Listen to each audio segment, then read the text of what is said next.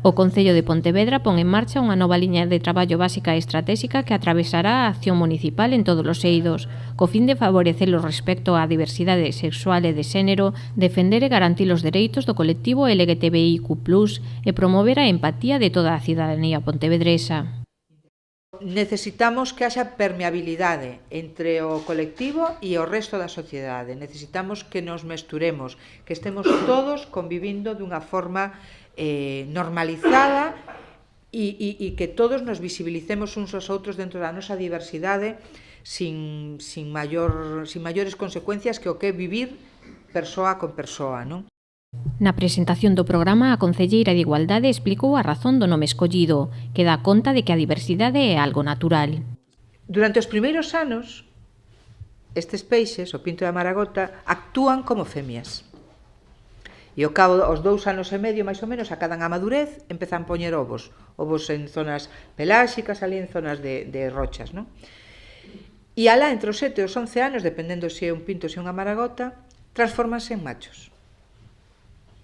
E son os machos os que coidan a prole, os que coidan todas eses ovos que eclosionan e que hai que darlles de comer e atendelos e cuidalos dos depredadores e demais, non?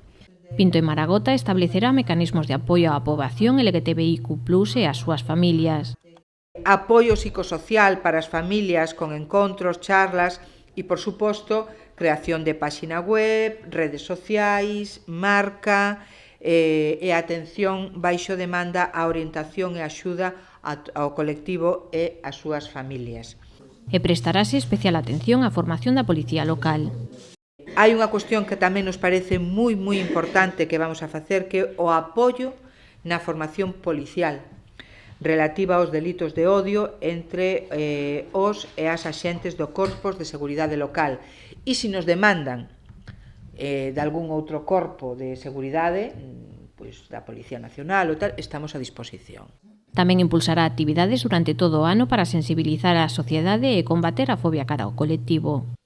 Pois vamos facer exposicións fotográficas, intervencións artísticas na cidade, debates, charlas, concursos de relatos, presentación de obras de teatro, clubs de lectura, cinefórum, debates, obradoiros de escrita, organizar roteiros deportivos culturais, programación de radio mensual, obradoiros de sexualidade para centros, actividades de diversidade sexual tamén no ámbito rural.